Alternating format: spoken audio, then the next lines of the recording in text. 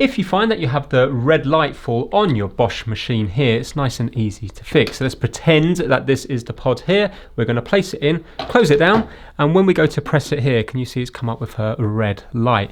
That is exactly the same as not having anything in here at all. So that's already a clue about what the problem is. So you can see now that we got the red light there. All it means is that either your barcode reader is faulty or dirty, hopefully dirty, or it could be that the actual pod you're using is all crinkled and it's not flat here. So basically on your machine you will see a barcode reader. On this machine here you can see it nice and clearly just here. The little glass lens here.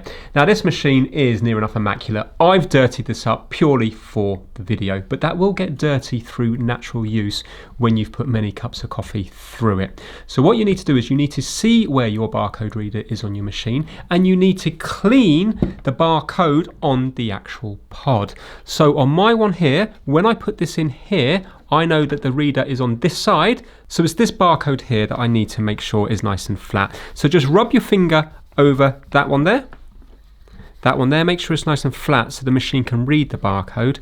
And if that still doesn't work, then you need to clean here. So get yourself a little Q-tip and just give it a good wipe around here. So I'm just going to use some water and I'm just giving it a nice wipe.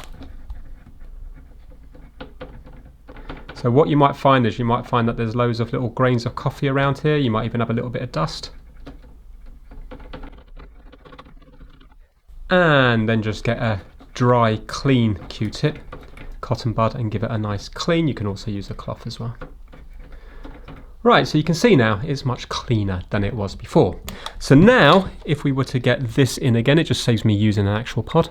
Put that in there now, and put it down. You can now see that when we go to here, it's now recognised it, and it will now make your cup of coffee.